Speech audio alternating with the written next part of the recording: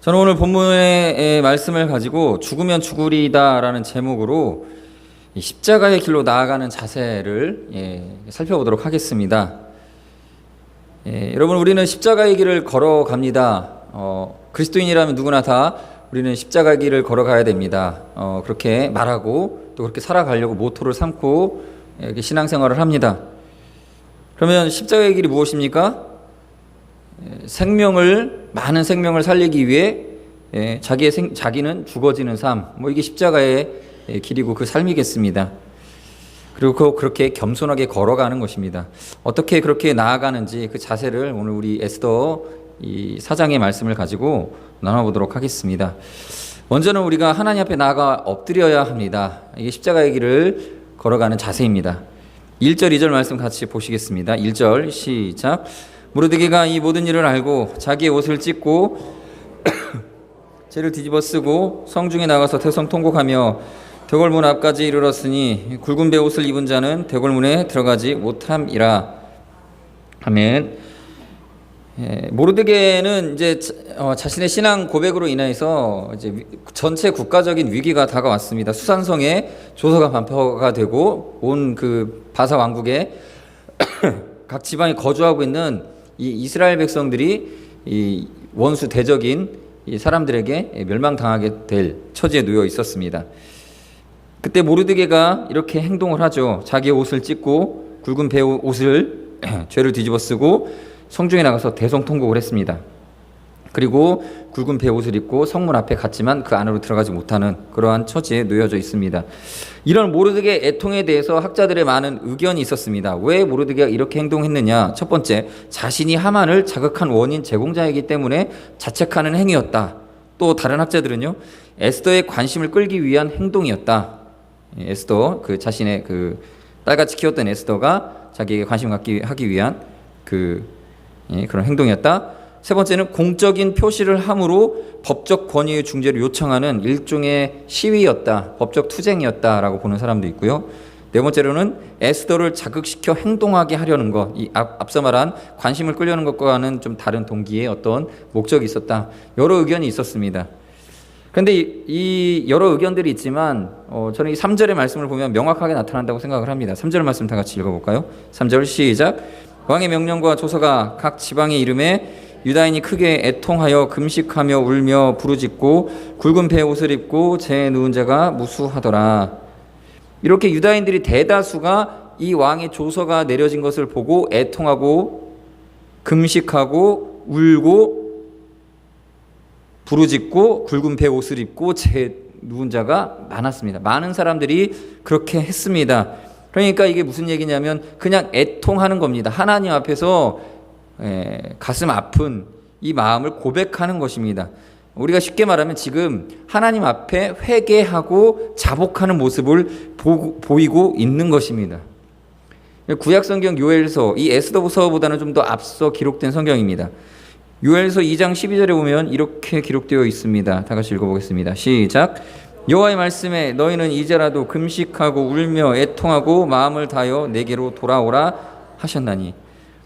보시면요, 금식하고 울며 애통하는 것, 금식하고 울고 애통하는 것은 뒤에 보시면 내게 돌아오는 것입니다. 그러니까 하나님께 회개하는 행위가 대표적으로 표현되는 것이 무엇이냐면 금식하는 것하고 우는 것, 그리고 애통하는 것입니다. 이것을 좀 더 과격하게 표현을 하면 옷을 찢고 부르짖고 굵은 베옷을 입는 것이겠죠. 그리고 앞서 나왔던 것처럼 애통하고, 지금 매우 유사하지요. 그러니까 이 사람들은 지금 위기를 당했음에도 불구하고 위기이기 때문에 이 문제를 해결하기 위한 어떤 다른 방법을 강구하기보다 성경에 나와 있는 하나님 앞에 돌아오는 길을 어쩌면 이들은 걸어가고 있는 것입니다. 하나님 앞에 돌아가는 것입니다. 여러분, 우리가 십자가의 길을 걸어가기 위해서 가장 먼저 1단계적으로 우리가 밟아야 될 길은 바로 이것입니다. 하나님 앞에 서는 거예요. 하나님 앞에 엎드려지는 겁니다. 납작 엎드려지는 거. 우리가 지금 옷을 찢으며 죄를 머리에 뿌릴 수는 없지만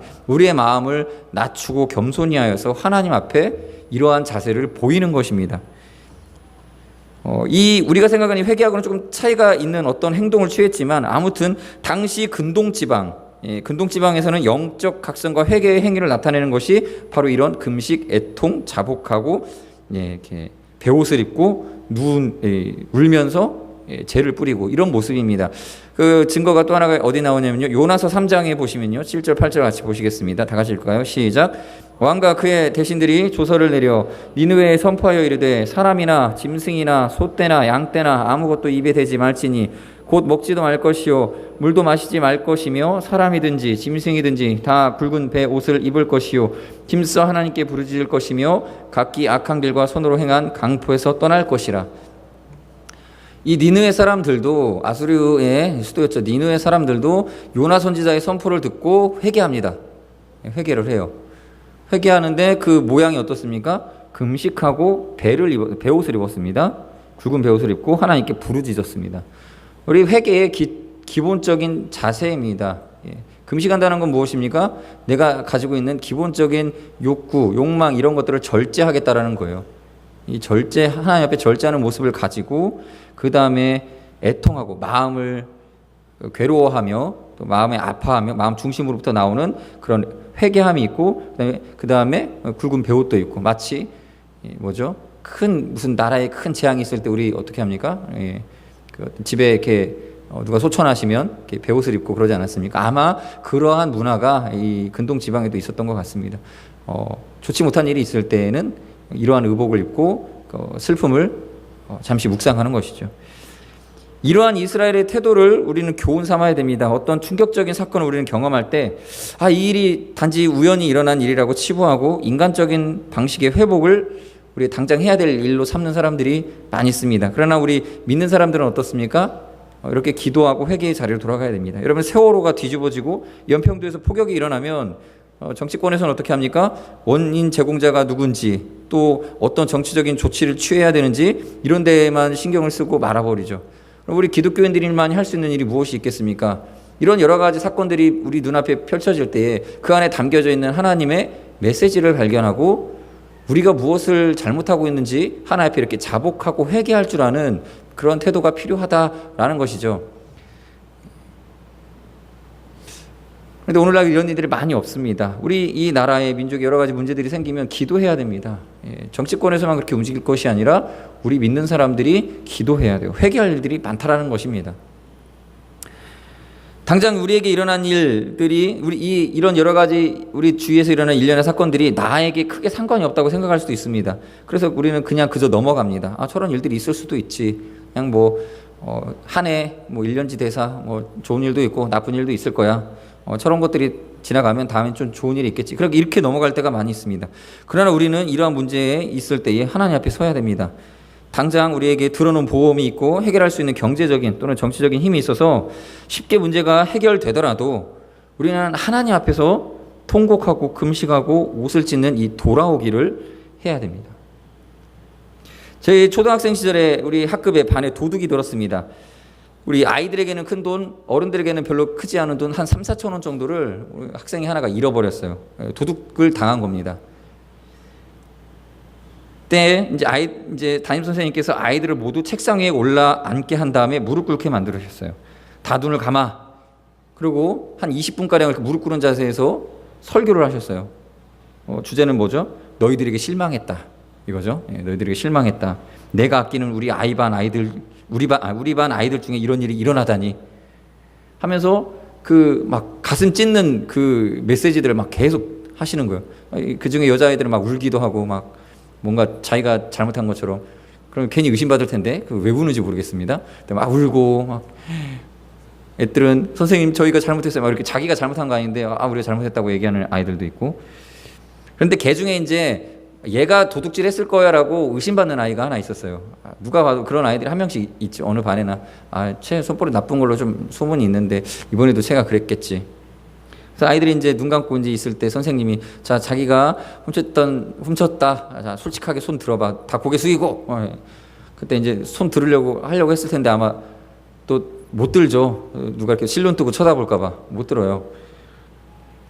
아무튼 그렇게 비밀은 보장할 테니까 훔쳐간 사람 나와 하는데 그때 아무도 안 왔다라고 선생님이 말을 하세요. 결국 누가 손 들었을 수도 있어요. 근데 결국 아무도 없구만 하더니만 이건 너희들 모두의 잘못이야. 그렇죠. 연대 책임을 묻고 남자애들 3대, 여자애들 2대 이렇게 합의를 봤어요. 다 맞기로 했습니다. 그래서 한 대씩 남자애들 3대 맞고 여자애들 2대. 평소에 공부 잘하던 저는 한 번도 맞아본 적이 없는데 맞으니까 마음이 아팠습니다. 억울하기도 하고. 아무튼 그렇게 그러한 시간을 갖고 난 후에 저는 혼자 생각을 했어요. 분명히 범인 나왔는데 우리 선생님이 그 아이를 감싸준 것 같습니다. 그래서 안 나왔다라고 얘기를 하시고 이렇게 다 때릴 때 걔를 좀 더 세게 때렸겠죠. 이렇게 하시면서 이렇게 넘어가셨어요. 그때 범인을 잡지 못한 것으로 결론은 맺어졌지만 우리 아이들이 저는 그때 이후로 도둑질이라는 것은 이렇게 사람을 괴롭게 만드는 것이구나. 그때부터는 저는 이 도둑질에 대해서만큼은 이 유혹을 받아보질 많이 못했던 것 같습니다. 거의 뭘 물건 훔쳐야 되겠다 이런 생각이 든 적이 거의 없었던 것 같습니다. 여러분 이러한 일들이 우리에게 있어야 됩니다.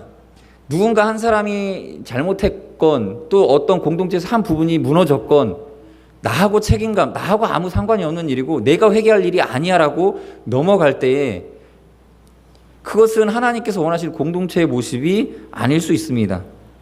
우리 삶에서 이런저런 일들, 내 주위에서 이런저런 일들이 일어날 때 그 한 사람의 문제가 그 사람에게만 이 문제를 일으켰겠구나라고 생각한다면 그것은 우리의 크나큰 잘못이고 오류일 수 있습니다. 하나님께서는 그 한 사건을 통하여서 그것을 지켜보는 우리에게 메시지를 주고 계십니다. 여러분 생각해 보십시오. 성경에 보면 망대가 무너져서 죽은 사람들이 있었습니다. 예수님께서 그러죠. 너희가 저들보다 의로워서 너희는 살고 저들은 죽은 걸로 착각하지 말라고. 여러분 우리의 주위에 일어나는 일련의 사건들은 나와 상관없는 일들이 상관 전혀 없는 것들만 일어나지 않습니다. 우리가 그 사건을 통해서 하나님의 메시지를 들어야 되고 회개해야 되고 엎드려야 됩니다. 이 뼈아픈 고통을 감수할 줄 알아야 됩니다.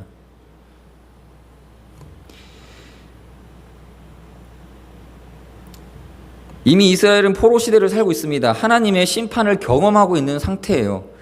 페르시아라는 나라, 원래는 바벨론에게 먼저 포로로 잡혀갔지만 또 이 패권이 바뀌어서 페르시아가 또 다스리게 되고 그 밑에 들어가게 됐습니다.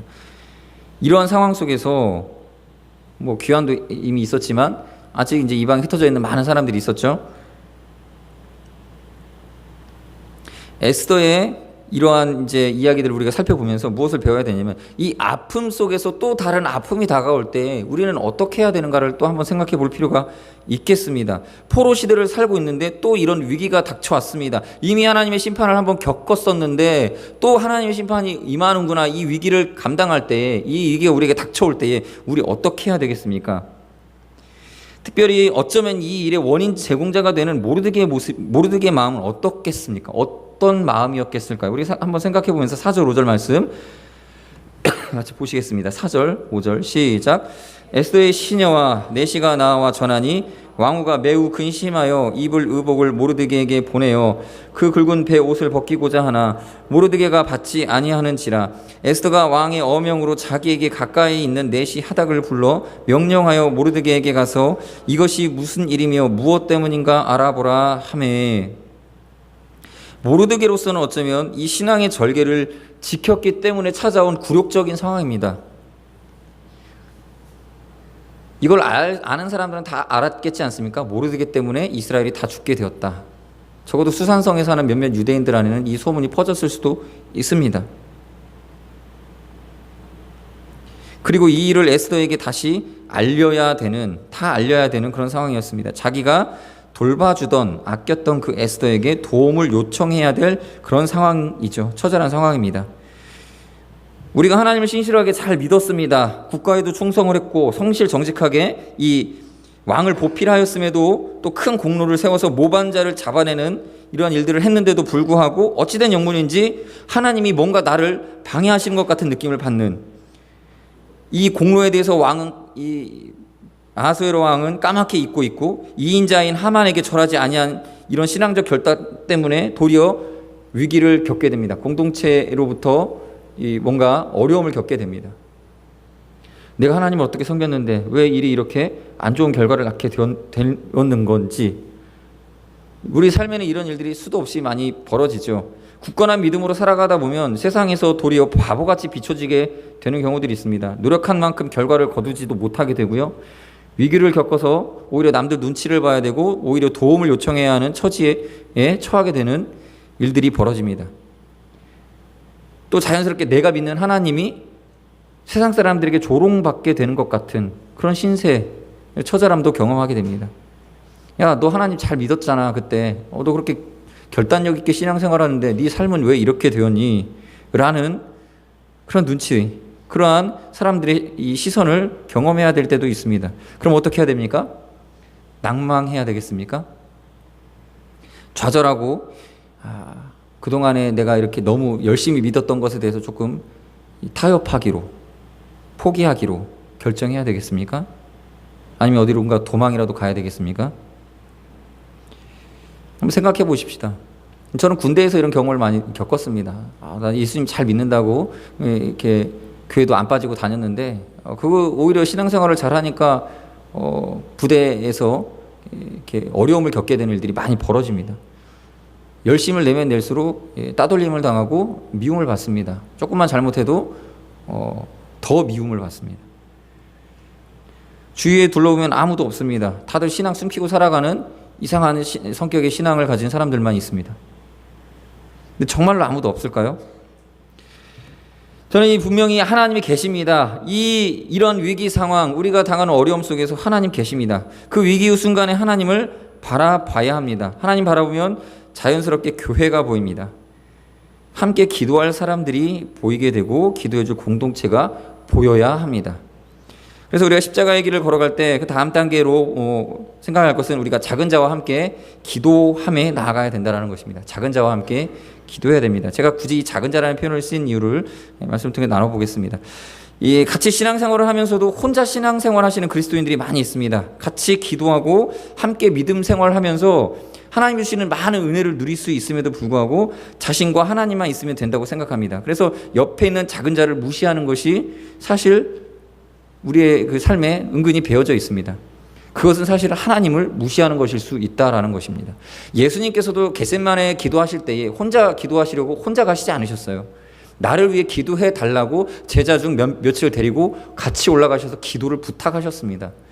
여러분, 기도는 혼자 할 수도 있지만 우리가 정말 힘들 때는 혼자 하나님 앞에 부르지만 이 성경의 원리상 같이 하는 것입니다. 기도는 합력하는 것이고 내가 처음에 시작했다 할지라도 같이 하는 결론으로 같이 기도하고 같이 구하는 것으로 결론이 내려져야 되는 것이 기도입니다. 지금 모르드게의 눈에는 하나님이 있었고요. 에스더가 있었습니다. 한때 자기 도움 없이는 살아가기 힘들고 돌봐주었던 그런 어린 여자아이 에스더, 그 에스더를 자기가 사촌 동생이지만 아껴 키워왔습니다. 그런데 그 에스더에게 이제 기도 요청을 오히려 하게 된 상황, 이 상황을 모르드게는 아주 담담하고 또 신앙의 그 태도로서 걸어갑니다. 6절, 7절, 우리 이어서 8절까지 함께 읽어보겠습니다. 6절부터 한 목소리로 읽겠습니다. 시작. 하닥이 대궐 문 앞 성 중 광장에 있는 모르드게에게 이르니 모르드게가 자기가 당한 모든 일과 하만이 유다인을 멸하려고 왕의 금고에 바치기로 한 은의 정확한 액수를 하닥에게 말하고 또 유다인을 진멸하라고 수산궁에서 내린 조서 초본을 하닥에게 주어 에스더에게 보여 알게 하고 또 그에게 부탁하여 왕에게 나아가서 그 앞에서 자기 민족을 위하여 간절히 구하라 하니. 여러분, 우리가 겸손하게 살아야 됩니다. 겸손하게 살아가는데 내가 언제 겸손한 걸까요? 저는 겸손하다라는 것을 이 기준으로 삼아도 좋을 거라고 생각을 하겠습니다. 뭐냐면요, 우리가 나의 연약함을 놓고 함께 기도해 주는 사람이 있느냐, 우리 교회 공동체 안에 내가 연약한 것에 대해서 고백하고 함께 기도해 줄 사람이 있느냐 없느냐, 그것이 하나의 겸손의 표지가 될 수도 있겠습니다. 여러분, 교만한 사람은 자기 연약함을 드러내지도 못합니다. 드러내지 못하고 또 기도 제목 삼지를 못합니다. 하나님 의지하지도 않습니다. 반면에 겸손한 사람은 어떻습니까? 자신의 연약함에 대해서 함께 기도해 줄 것을 누군가의 도움을 요청합니다. 그러려면 어떻게 해야 됩니까? 겸손해야죠. 겸손해야 그게 가능한 것입니다. 그것이 되면 같이 기도하겠지요. 우리는 조금 은연중에 이런 게 있습니다. 나보다 좀 더 신앙이 강할 것 같은 사람, 그래도 나보다는 삶의 기반이 뭔가 단단할 것 같은 사람에게 기도 부탁을 하는 것이 맞을 거야 라고 그런 의식 속에 살아갈 때가 많이 있습니다. 그러나 그렇지 않습니다. 여러분, 기도의 동역자는요, 나보다 잘난 사람, 나보다 부유한 사람, 나보다 신앙 연수가 더 높고 나보다 믿음이 좋아 보이는 사람이 아니어도 상관이 없습니다. 오히려 내가 도와줘야 할 것 같은, 내가 챙겨줘야 할 것 같은 사람이 나의 기도의 동역자입니다. 나를 위해 기도해 줄 수 있는 사람일 수 있습니다. 자, 이제 9절, 10절, 11절 함께 보시겠습니다. 한 목소리 같이 읽어보겠습니다. 시작. 하닥이 돌아와 모르드게의 말을 에스더에게 알림해 에스더가 하닥에게 이르되 너는 모르드게에게 전하기를 신하들과 왕의 각 지방 백성이 다 알거니와 남녀를 막론하고 부름을 받지 아니하고 안뜰에 들어가서 왕에게 나아가면 오직 죽는 법이요 왕이 그 자에게 금규를 내밀어야 살 것이라. 이제 내가 부름을 입어 왕에게 나아가지 못한 지가 이미 30일이라 하라 하니라. 지금 에스더는 왕후지만 왕 앞에 나아가지 못하는 그런 신세입니다. 이 페르시아라는 나라가 얼마나 이 허세에 가득하고 얼마나 허황된 나라였는지 모르지만 왕후가 왕 앞에 나가지 못하고 다른 후궁들을 계속 왕이 받아들이고 있고 이런 좀 문제가 있는 상태의 모습으로 유지되고 있습니다. 함께 기도하고 고민할 수 있는 사람 우리 가운데 있습니까? 가까이 할 사람이 있어야 됩니다. 문제죠. 왕과 왕후가 이렇게 멀리 떨어져 있다. 이게 문제입니다. 반면에 오히려 모르드게는 지금 에스더에게 기도 요청을 하고 있습니다. 멀리 떨어져 있지만 함께 기도할 수 있는, 이게 거리겠죠. 실제적 영적인 거리입니다. 함께 기도 요청을 할 수 있는. 아무튼 지금 에스더는 왕후의 자리에 있었지만 실권자도 아니고 정치적인 날카로움을 가진 여인도 아니었습니다. 그런데 그녀에게는 모르드게에게서 전수받은 신앙이 있었습니다. 지금 보십시오. 에스더에게 무슨 뭐가 있습니까? 없어요. 근데 딱 하나 남은 게 뭐냐면 왕후라는 위치, 그리고 모르드게에게서 배운 어떤 그 믿음, 신앙의 형태겠죠. 그게 있었습니다. 그거밖에 없어요. 없다라는 얘기예요. 지금 왕후로서 뭐가 없다라는 얘기입니다. 그녀가 가진 카드는 딱 하나였습니다. 이제 12, 13, 14절 마저 읽어보겠습니다. 그 카드를 여기에 이제 소개하고 있습니다. 12절부터 읽겠습니다. 시작. 그가 에스더의 말을 모르드게에게 전하매 모르드게가 그를 시켜 에스더에게 회답하되 너는 왕궁에 있으니 모든 유다인 중에 홀로 목숨을 건지리라 생각하지 말라. 이때 네가 만일 잠잠하여 말이 없으면 유다인은 다른 데로 말미암아 노임과 구원을 얻으려니와 너와 내 아버지의 집을 멸망하리라. 네가 왕후의 자리를 얻은 것이 이때를 위함이 아닌지 누가 알겠느냐. 아멘. 이 목숨과 목숨이라고 하는 이 성경의 전체적인 주제일 수 있겠습니다. 이 한 사람의 목숨, 또 공동체의 목숨.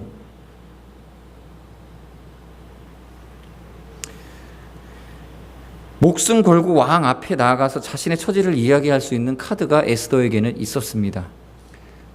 결국 에스더가 의지한 것은 왕후라고 하는 그 자리가 아니라 그것은 하나의 기회일 뿐이고, 정말로 여기서 비중 있게 이 왕후 에스더에게 주어져 있는 기회는 딱 하나였어요. 그게 뭐냐면 자신의 목숨을 던지는 것입니다. 이 작은 여인 에스더 한 사람에게 모르드게의 기도 제목이 전달되어지고 함께 이 문제의 해결에 대해서 고민이 나누어질 때에 이 놀라운 역사가 이제 펼쳐지게 됩니다. 여러분, 우리 주위에 연약한 자들이 있습니다.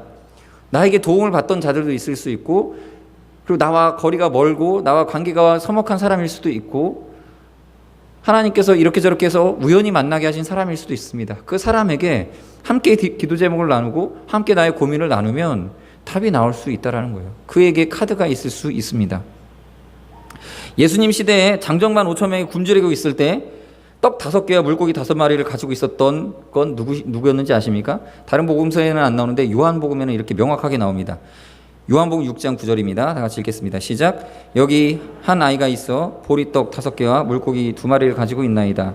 그러나 그것이 이 많은 사람에게 얼마나 되겠사옵나이까. 얼마나 되겠뇨. 다 먹고 배부르게 먹고, 광주리 몇 광주리였죠? 12광주리였나요? 그거 남았죠? 이 한 아이, 여러분들 장정 5천 명을 먹일 수 있었던 보리떡 5개는 또 다른 장정이 갖고 있었던 게 아니고 또 다른 어른이 갖고 있었던 게 아니고 한 어린 아이가 갖고 있었습니다. 그것을 예수님이 받으시니까 이 문제가 해결이 되어버린 것입니다. 나아만 장군이 결코 고치지 못할 나병에 걸려 있었는데 선지자 엘리사를 소개해 준 것은 그의 참모 장교들이 아니라 이스라엘에서 사로잡아온 어린 소녀였습니다. 열왕기하 5장 1절 3절 함께 같이 읽어보겠습니다. 시작. 아람 왕의 군대 장관 나아만은 그의 주인 앞에서 크고 존귀한 자니 이는 여호와께서 전에 그에게 아람을 구원하게 하셨습니다. 그는 큰 용사나 나병 환자더라. 전에 아람 사람이 떼를 지어 나가서 이스라엘 땅에서 어린 소녀 하나를 사로잡음에 그가 나아만의 아내에게 수종 들더니 그의 여주인에게 이르되 우리 주인이 사마리아에 계신 선지자 앞에 계셨으면 좋겠나이다. 그가 나병을 고치리이다 하는지라. 이 나아만 장군에게 이 자신의 일생 평생의 기도 제목이고 소원이었던 문제는 다른 어떤 의원의 방법으로 또는 다른 똑똑한 사람들의 어떤 자기 참모의 조언이 아니라 이스라엘에서 잡아온 아주 어린 소녀 한 사람의 그런 한마디였습니다. 만약에 이 어린 소녀에게 나아만 장군이 막 함부로 대하고 막 학대하고 이랬으면 이 아이가 이런 이야기를 꺼내지 않았겠죠. 아마도 나아만 장군은 이 어린 아이를 굉장히 좋은 위치에서 잘 보살펴 주었던 것 같습니다. 그러니까 이 아이가 좋은 마음을 먹고 이 믿음의 귀한 메시지를 전달한 것이죠. 여러분, 우리 주위에 많은 작은 자들이 있습니다. 우리가 함부로 대할 수도 있고 또 말실수도 많이 할 수도 있습니다. 그럼 어떻게 해야 됩니까? 우리가 그렇게 하나님 앞에서 작은 자를 통해서 하나님께서 은혜를 주시는 것을 생각할 때 우리는 항상 겸손해야 되겠다, 이 마음을 가져야 되겠습니다. 좋은 예가 영화에서도 나오죠. 광해라고 하는 영화를 여러분들 보셨는지 모르겠지만 거기에 이제 그 이병헌 주인공이 광대였는데 왕과 얼굴이 똑같이 생겨가지고 왕의 역할을 이제 얼마간 하게 됩니다. 근데 뭐 이거 소설이니까 그냥 내용만 전달하면 되겠습니다. 이 왕에게 가짜로 된 이 왕을 이제 음해하려고 하는, 이제 가짜라는 걸 모르죠. 근데 이제 광해를 죽이려고 하는 세력들이 있었습니다. 사대부들, 그들이 죽이려고 음식에 독을 탔는데 이 왕이 이 이병헌이 평소에 그 기민한 아이를 굉장히 이렇게 이뻐해주고 잘 돌봐주고 또 마음 써줬죠. 이렇게 간식 남은 거 있으면 갖다 주고. 그러니까 이 아이가 이제 절체절명의 순간에 이 왕에게 이 독을 탄 음식을 갖고 들어갈 수밖에 없었습니다. 협박을 받아서. 그런데 이 아이가 왕이 그것을 먹으려고 하니까 이거 안 되겠다 싶은 거죠. 자기가 그걸 먹고 그 자리에서 죽어버리죠. 아주 작은 자에게 아주 작은 친절을 베풀었을 뿐인데 이 아이는 자신의 목숨을 버립니다. 여러분, 에스더는 이제 결단합니다. 이 나라를 위해서 내가 목숨을 바칠 수도 있겠다라는 생각을 하게 됩니다. 여러분, 하나님께서 우리에게 맡기신 이 연약한 자와 함께 결단하는 자세로 기도하면 그것이 우리가 그 십자가의 길을 가는 걸음이 되어지는 것입니다. 이제는 우리가 마지막으로 죽음을 가슴에 품어야 됩니다. 이게 하이라이트가 되겠죠. 15절부터 17절까지 말씀을 같이 읽겠습니다. 시작. 에스더가 모르드게에게 회답하여 이르되 당신은 가서 수산에 있는 유다인을 다 모으고 나를 위하여 금식하되 밤낮 3일을 먹지도 말고 마시지도 마소서. 나도 나의 시녀와 더불어 이렇게 금식한 후에 규례를 어기고 왕에게 나아가리니 죽으면 죽으리이다 하니라. 모르드게가 가서 에스더가 명령한 대로 다 행하니라. 에스더의 생각이 무엇이었겠습니까? 자기가 할 수 있는 게 없는 거예요. 어려서 그냥 여자아이로 뭐 꾀를 부려서 살아온 것도 아니고 어떤 머리가 똑똑해서 어떤 그런 것들을 행한 것도 아니고 그저 하나님 의지할 수밖에 없겠구나. 그래서 각오한 게 뭐냐면 자신의 목숨 던지는 거였습니다. 이 죽으면 죽으리다라고 하는 메시지를 히브리 원문에서 살펴보면 이렇게 되어 있습니다. 카 아쉐르 아바드티. 만약에 내가 죽으면 내가 죽는 것, 이런 뜻입니다. 내가 죽으면 내가 죽는 것입니다. 여기서 이 죽는다라는 단어에다가 T라고 하는 1인칭 단수를 붙입니다. 나 하나 죽으면, 뭐 그런 의미일 수도 있겠습니다. 내가 하나 죽으면 그건 내가 하나 죽는 것이죠. 각오가 된다라는 거예요. 자기 한 사람 죽으면 이스라엘 전체가 다 사니까 If I perish, 내가 멸망하면 그러면 그건 나 하나 멸망하는 것입니다. 이런 고백을 드리는 것입니다. 이 믿음이 어디서 나왔겠습니까? 배운 신앙입니다. 배운 신앙. 모르드게에게서 배운 신앙. 배운 거죠. 어디서 배웠겠습니까? 삶에서 배운 것입니다. 그리고 함께 기도하자고 할 때 죽으면 죽겠습니다라고 고백하는 것이죠. 여러분, 우리가 나 한 사람 죽으면요, 공동체가 다 삽니다. 내가 한 사람 죽으면 나 하나 죽는 것으로 끝입니다. 그리고 다 살아요. 여기 우리 교회 성도들 가운데서도 우리 만약에 우리 아현교회 성도들이 있는데 당신 한 사람만 죽으면 아현교회 성도들이 다 죽지 않고 살 수 있습니다 라고 하면, 그럼 내가 죽으면 내가 죽는 거니까 하고 목숨 내놓을 각오로 그런 믿음이 있는 성도님들도 계실 줄로 믿습니다. 여러분, 내가 죽고 처자식이 살아야지 하는 그런 아버지가 있으니까 가정이 되는 것입니다. 또 내가 죽고 가족이 살아야지 하는 어머님들이 계시니까 가정에서 아이들이 건강하게 자라가는 것입니다. 이 믿음의 공동체, 이 공동체를 향한 하나님의 마음이 이 에스더의 마음에 성령으로 임한 것입니다. 하나님께서는 어떻습니까? 자기 아들 하나, 자기 아들 예수 그리스도를 십자가에 달면 모든 인류가 구원을 얻는다라고 하는 그 대표성, 아담 한 사람으로 말미암아 모든 사람이 죄가 임한 그것을 이 예수 그리스도 한 사람으로 말미암아 모든 사람의 생명이 살게 되는 이러한 대표성의 놀라운 원리를 가슴에 품고 이 역사, 이 시대를 이끌고 가셨습니다. 구약 성경에서부터 신약 시대에 이르기까지 자기 곧 하나님 되신 아들, 하나님 아들 예수 그리스도를 십자가에 못 박는 것을 가슴에 품고 역사를 이끌고 오셨습니다. 그리고 그 이야기, 그 마음의 한켠을 오늘 이 성경에 에스더라고 하는 한 여인의 가슴에다가 품게 하셔서, 신인 동화는 아닙니다. 그러나 성령께서 가지신 그 마음을 나타내 보이신 것입니다. 성경에는 그런 예들이 굉장히 많이 나옵니다. 아브라함이 자기 아들 이삭을 바치죠.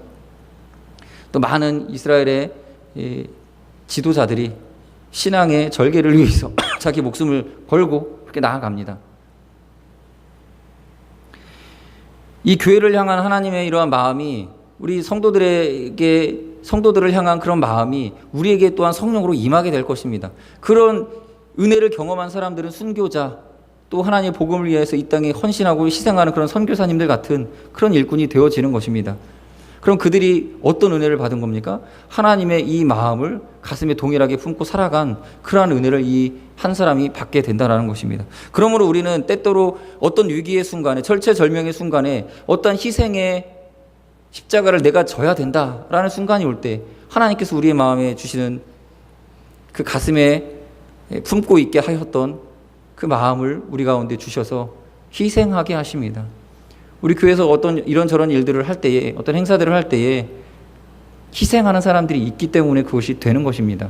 헌신하고 자기 자신을 이 죽을 각오, 이 목숨을 바친 것과 같이 자신의 물질이라든지 시간이라든지 이 건강이라든지 이런 것들을 바치기 때문에 이 생명을 가진 이 생명이 또 많은 생명을 살리는 일로 쓰임받게 되는 것입니다. 결론입니다. 우리가 십자가의 길을 걸어가는 자세는 이렇습니다. 첫 번째는 우리가 하나님 앞에 나아가 엎드려야 됩니다. 범사에 하나님을 인정하는 삶을 살아가십시다. 그리고 작은 자와 함께 기도하는, 공동체와 함께 함께하는 생활이 되도록 우리가 같이 기도하십시다. 그리고 마지막으로 죽음을 가슴에 품어야 됩니다. 사명을 위한 목숨 건 각오로 하나님 앞에 십자가를 짊어지며 살아가게 하여 주옵소서. 그러한 기도로 같이 시간 잠시 기도하도록 하겠습니다. 같이 기도하겠습니다.